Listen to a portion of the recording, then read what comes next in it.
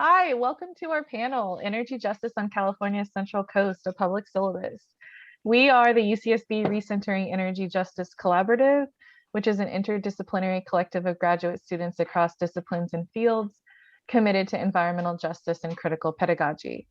I am Sage Gerson, and I am a PhD candidate in the English department. Hi, I'm Sarah Lerner, and I'm a PhD candidate in the Department of Film and Media Studies at UC Santa Barbara. Hi, I'm Maria Cesarino. I'm a PhD student in comparative literature at UCSB.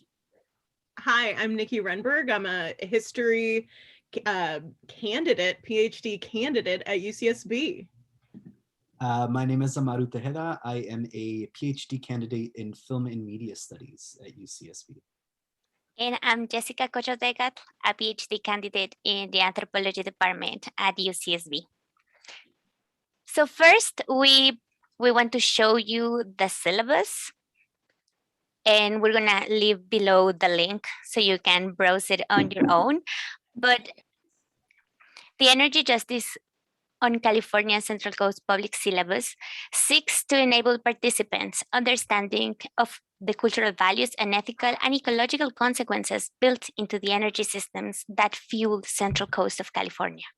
By exploring 3 local energy events, the 1928 St. Francis Dam disaster, the 2017 Thomas Fire, and the 1969 Santa Barbara oil spill, the syllabus investigates how energy systems continue to impact and contour the region, geographically and socially.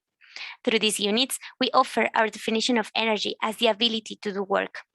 While we define energy in this way, in order to draw attention to how the work being done is fueled, which in turn highlights unjust resource extraction, human labor, and hierarchies of power that structure the work, we recognize that this is a situated, culturally specific definition. Through its 3 central events, this public syllabus highlights for participants how energy systems, capitalism, climate change, and ongoing extractive colonialism are co-constitutive. Centering a focus on energy justice, this syllabus draws on and honors the long tradition on environmental justice theorizing and activism originating in Black, Indigenous, and people of color communities across the globe, and insists that Black, Indigenous, and people of color experiences and imaginings and the experiences of other marginalized groups are central to understanding energy systems. So our syllabus begins with a 2-part introduction, the first part of which introduces participants to very broad definitions of energy. And here we have a couple of, on the one hand, we have very sort of scholarly Western definitions of energy that we have sort of propped up to compare to sort of indigenous conceptions of energy. So completely different sorts of ways of thinking about and understanding energy and how we relate to energy. The second part of the introduction continues this conversation, but starts to explore the legacies of colonialism and extractivism that really characterize our energy infrastructure in the Central Coast, and really as part of our sort of global energy infrastructure. But in this introduction, the second part, we start to examine, explore how it relates to the Central Coast.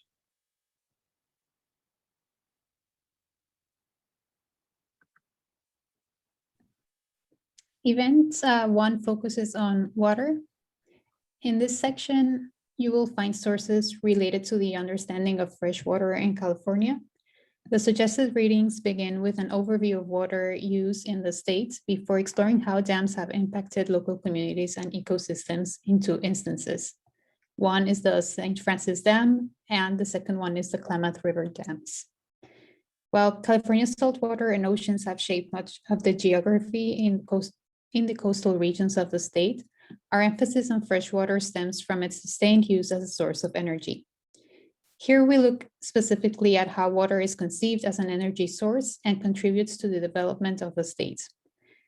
We also introduce the harms this development has caused over time. This is seen in the disastrous St. Francis Dam catastrophe and through the sustained harm that water cultivation has caused to indigenous peoples in the state over time.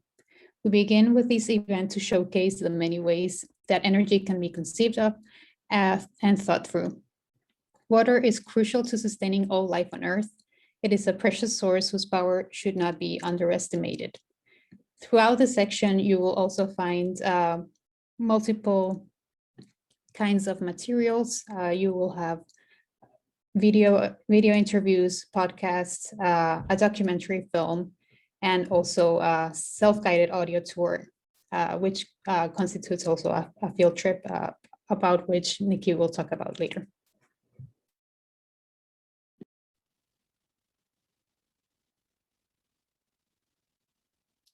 So event 2 is called the Thomas Fire and Electricity. And so this particular section introduces the ways that energy and electricity are also related to a lot of the fires that we've been seeing now across the United States. So on the evening of the 4th of December, 2017, 2 separate fires started in Ventura County, California.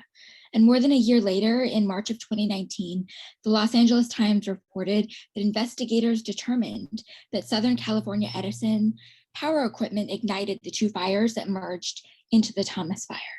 The Thomas Fire led to massive mudslides and at least 21 deaths. Therefore, the second event in the syllabus introduces participants to the realities of California's increasingly prevalent electrical equipment sparked fires as a way to analyze the costs and consequences of electrification. This event challenges the popular conceptualization of electricity as part of techno-utopic solutions, electric cars, LED lighting, nuclear energy, etc. So the event introduces participants to the materiality of California's grid system. And the grid system was built on neoliberal and exploitative practices that are tied to harmful colonial forest management that has sought to suppress indigenous forest epistemologies, including cultural burning. Dangerous wildfires, such as the Thomas Fire, also endanger specific populations, including Black communities, migrant, indigenous, and Latinx farm workers, and incarcerated laborers. These groups continue to face systemic oppression in US society and policy.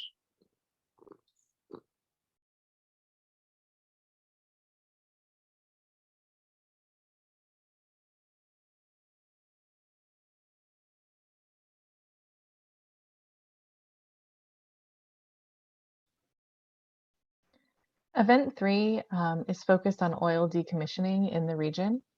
In January and February 1969, an oil catastrophe changed the California coastline and the public's understanding of the oil platforms that were visible from the beaches. During this 10-day spill, 80,000 to 100,000 barrels of crude oil flooded the Santa Barbara Channel, contaminating the waters north to Ventura, the northern Channel Islands, 26 miles from shore, and south to Los Angeles County beaches. An uncountable number of marine life and birds were made ill or killed by the spill, and outrage over their deaths and the befoulment of the beaches brought awareness to environmental issues, leading to the creation of Earth Day in 1970. At the time, it was the largest oil spill in the United States, but now it is third after the 2010 Deepwater Horizon and 1989 Exxon Valdez oil spills. More oil spills have happened in Santa Barbara since 1969, and the state of California has 107,000 active and inactive oil and gas wells. Event 3 asked participants to consider the history of oil in Santa Barbara and California as moments of echoing themselves over and over through time. Who is listening? After decades of discussions over what to do with wells, especially those that are inactive, there are calls to decommission and dismantle them. This work comes with its own challenges. Besides fighting for the past to not repeat itself again, the oil industry is still calling for new projects in the county and the state while abandoning others that run dry. Even though policymakers see the social and economic value of decommissioning wells and cleaning up, there are still lessons from the past to be learned and remembered. And I apologize, I think I made a mistake. It's actually south to Ventura, not north. But this event features a lot of multimedia information for folks who want to learn more, not only about the history of oil in the region, but also the process of decommissioning. One really interesting piece that I'd like to highlight is this number 6. California has thousands of old oil wells. How many are in your neighborhood, which is an interactive map. There's also a field trip opportunity. And I want to highlight how important this event is to the ongoing energy extraction in the region, as the city of Santa Barbara commissioners are actually sitting in on a hearing about Exxon trucking of oil this week. So this is an ongoing thing. We may think of oil as extraction as a part of a fossil fuel past, but it is very much part of the present and part of industry's extractive imaginaries for the future.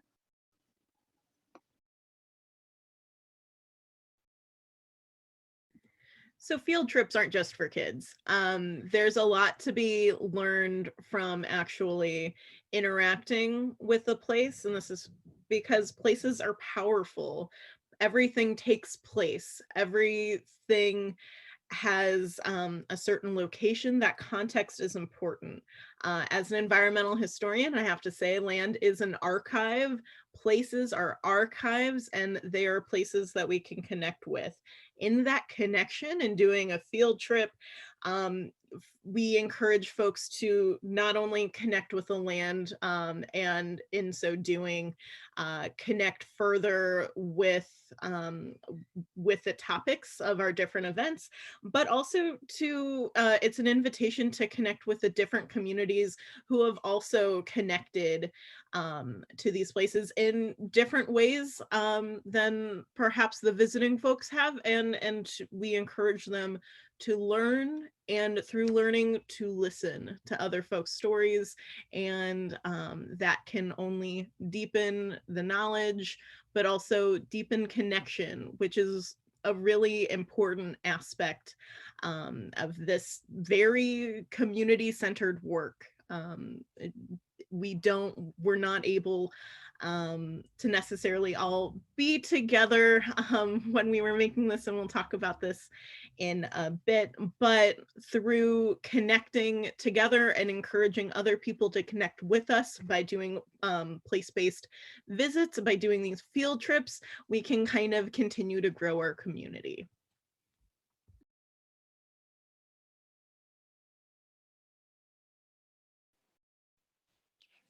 Besides the invitation to these 3 field trips, we also end the conclusion with an invitation to think about the future of energy, and what can we do about climate change and climate anxiety.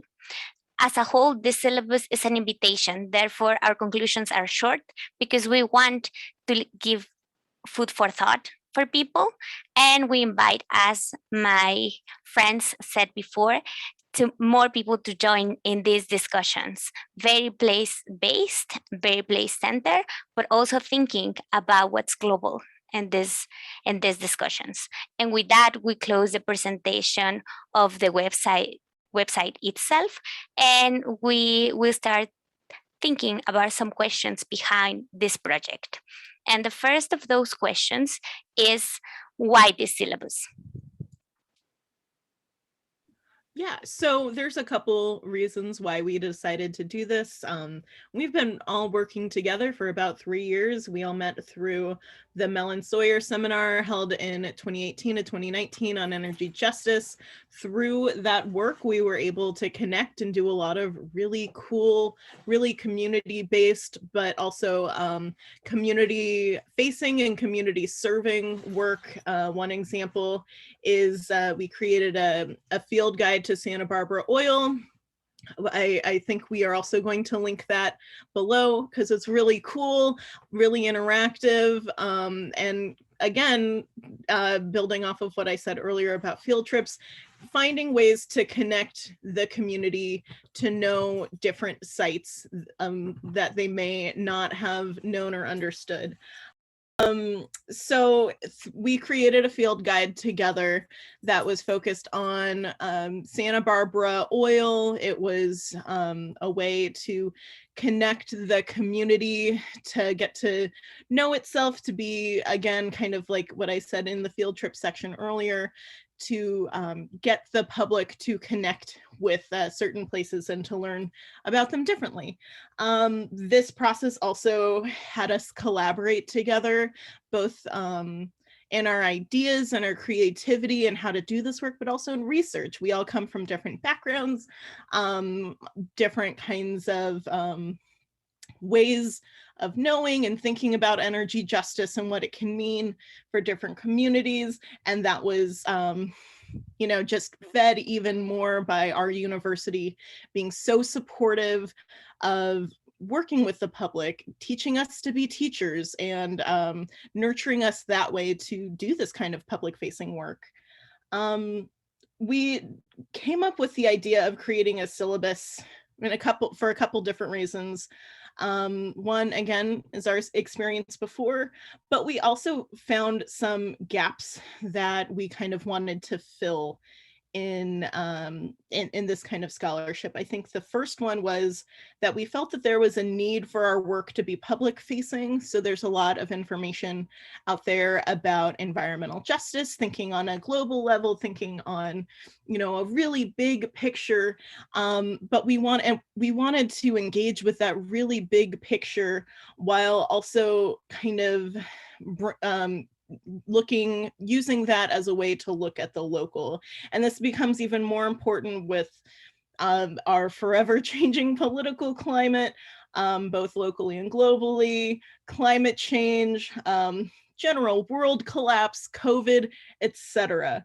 And so we saw a need to take a global picture of energy infrastructure and climate change and to make it local to a community that we all share, even if we weren't necessarily sharing it during COVID.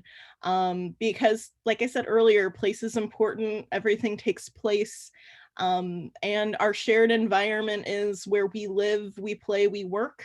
During 2020, many of us were actually not able to be in that shared community where we live, we play, we work. And by doing this, by creating something together in this way about the place where we had done that seminar in 2018 to 2019, we were able to still continue to serve our community, even if we weren't immediately there, and to be together in community in doing that work. We were also really inspired by other public-facing syllabi that you can find online, especially the Puerto Rico syllabus and the Charlottesville syllabus. Both came out, at least Charlottesville came out in 2017. And we decided, again, we really wanted to create something public facing because there are tons of tomes about why the world is on fire, but we don't necessarily get to think about what about the world being on fire with our community, how it impacts our more immediate community. And we wanted to do that. We wanted to be of service to our community. We also wanted to write about energy infrastructure in the area that we shared, but we quickly found that it was even a localized perspective it was important for us to have, even in our localized perspective, to have it be a little broader, so a bit bigger than Santa Barbara, and that's why we focused on the Central Coast. Thanks, Nikki. I would also like to add that although based in the university, as we mentioned, sponsored by the university, a very central thing for our collaborative is this process, this collaboration, this learning happens outside the university stands. In both cases, from our history and in this specific syllabus. That's why we're trying to make this an expansive project, because we really believe in this collaboration with community, where we live, where we work, where we play, and where we learn. And we really believe we learn together. And that also speaks to this theme, to this conference theme, which is the commons. We believe in building the commons, and that includes learning and knowledge about our history, our common history, and our common future. And we believe that energy justice and environmental justice in general are key elements into this discussion. And if someone wants to add to this question of why this syllabus? Yeah, I just want to chime in and say that when we got together as a collective last year, thinking about what project we wanted to work on together, focused on energy justice, um, it was pretty, I think, across the board enthusiasm for a syllabus, which I think speaks to also our commitments to critical pedagogy, our commitments to applying the research and learning that we have the privilege of accessing as graduate students with larger community members, of trying to use knowledge and education as a form of empowerment for people and as a way of kind of knitting together and stitching together culture and place outside of the confines of the campus. And so I do want to highlight that it was very important for us as a group to do something that um, I guess the syllabus spoke to the most, because it was about sharing knowledge. It was about leveraging university resources for the community at large, for activists, and also using our expertise in an applied way that shared and expanded a place-based kind of knowledge. And so the syllabus form, I think, just really spoke to those sorts of goals. Thank you. And although it's a tool we offer to other people, we also want to emphasize that we learned a lot from this process as well. So now we can turn to the question, what we learned from this process. Yeah, which I think Nikki kind of gestured to earlier when we were thinking about, some of these large global systems, human systems of power like colonialism and capitalism, and then also, systems, environmental systems and energy systems. We realized, we learned quickly that to get that foothold into those larger global systems, the local and experiential and place-based knowledges helped us kind of get traction on some of these larger or more, for some folks, perhaps abstract ideas, concepts, or systems. And so we learned that a place-based focus, an experiential focus, and a regional focus were ways of making the global come alive in a local way. So Nikki kind of gestured to that, and I wanted to emphasize that as an important lesson I think we took away as we tried to figure out how to communicate and how to share knowledge. As far as like working together, I think we realized early on that collaborative research is its own form of community building, sort of across disciplines and fields, and also across the confines of campus.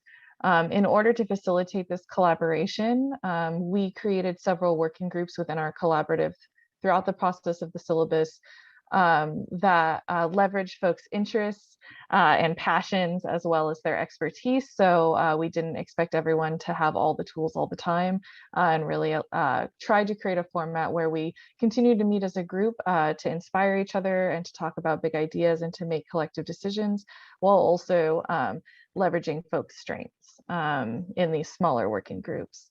So that's maybe a concrete lesson we learned for the day-to-day rubbing shoulders of collaboration. I mentioned this sort of earlier too, but just that I think we quickly learned that we as a group have a passion for critical pedagogy, and that this really, I think, emerged from our interest in sharing what we've learned, and also in making our scholarship applicable to a wide audience. And in our focus on the region we live in, and on place-based knowledge, and on community activism, I think we realized and learned that what we do as scholars is always connected to the places that we live, and it should always be giving back to the community, should always involve community engagement.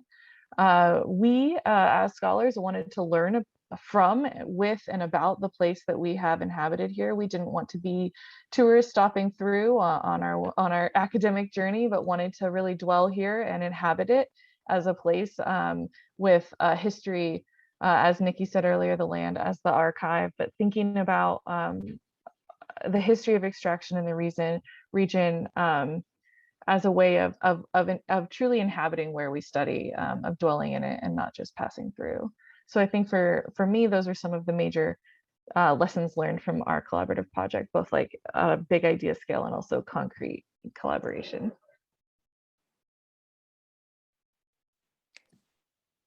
And with that, we can also add that's also an invitation to everyone, to all the scholars that are interested in any sort of issues to look around and look at the place where we are all based, because as Nikki and Sage have mentioned, all knowledge is place-based. So we want to honor that. And we think we have learned that through our historical work, now our 4-year work together, and through this specific syllabus. And that turns us to the question of why us? Well, aside, I'll go ahead and answer that question. Aside from, or in addition to, I should say, shared interest in critical pedagogy and also in community facing projects and community engagement, we can also say that we're all a group of students in the humanities or who have at least some sort of a humanistic approach. We all come from very different disciplines, and we have really enriched the way in which we think about energy, not only different kinds of energy, but also from different angles and perspectives. So we have people who work in literature, cultural studies, history, anthropology, film and media. And all of these different perspectives have shaped how we have decided to articulate and structure the syllabus, as well as in how we have gone about choosing what materials to include for this, for the way we wanted to cover the topic, and especially considering our audience or our intended audience that we had in mind. We have, as my colleagues have mentioned before, we have been thinking together for almost 3 years, and I think I can speak for all of the group. We are very proud that we have been able to create this project that is accessible to hopefully everyone who's interested in questions of energy justice through all of these different lenses. I'll just chime in to say that I think all of our different disciplinary trainings shine through in the types of multimedia objects we've curated for the syllabus itself.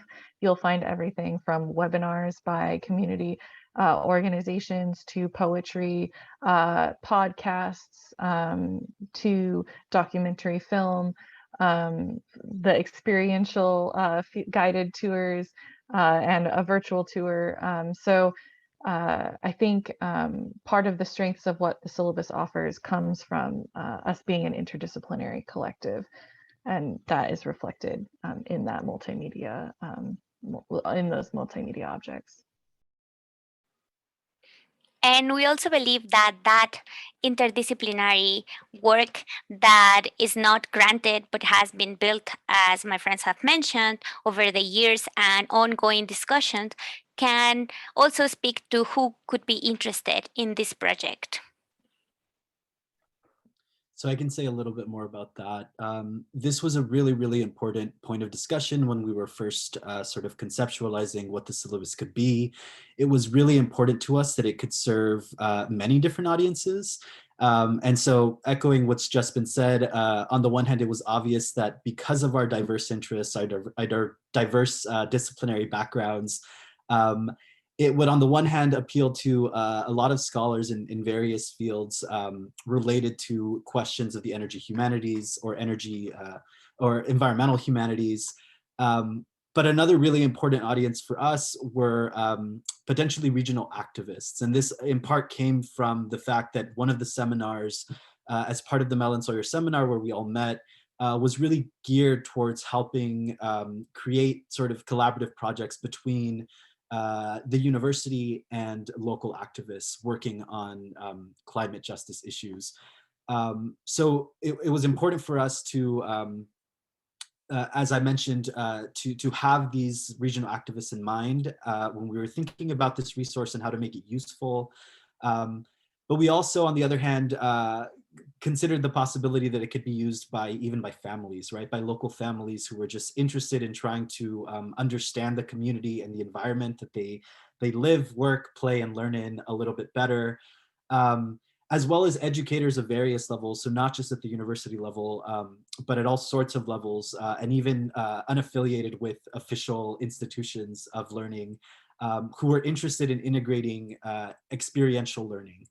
So this is, again, why it was really important for us to include these field trips to help sort of enliven each of the events that we wanted to talk about and each of the different sort of components of energy infrastructure in the central coast of California. And I think that, so yeah, so those were the main sort of communities that we were thinking about. Regional activists, but also just local family members, educators, and then of course, scholars from our various different disciplines who might find some use in this public syllabus. Thank you, Amaro. And so in this is what we're calling our first presentation of the syllabus. We also have some hopes and dreams for this project. So what's next for the syllabus? So what's next for our syllabus is that right now we're before the time period of our official launch for the syllabus. So we're hoping that we're going to bring the syllabus into the world as a community, and that we're going to gather together at some point in the university setting to launch our syllabus on our digital platform. And then we also are going to have a downloadable PDF version of the syllabus that's also forthcoming. And we have a dedicated group for outreach, and that dedicated outreach group really speaks to our dedication and our goal of reaching beyond the university audience into our local community and just into spaces for activists and other places where we can share the syllabus at a scale that sort of exceeds our more local university community and extends into both the Santa Barbara community, but then also a digital community as well. So with that, we want to again extend this invitation to engage in this dialogue with us. We have learned, as we have mentioned, a lot from working on the syllabus, through the syllabus, and we expect that with the syllabus we can learn even more. So we are going to leave our contact information above, below this recording, and we invite you to reach out and keep keep an eye on the website, because we believe this discussion and this dialogue is something that needs to continue. So thank you very much, and we hope to see you soon.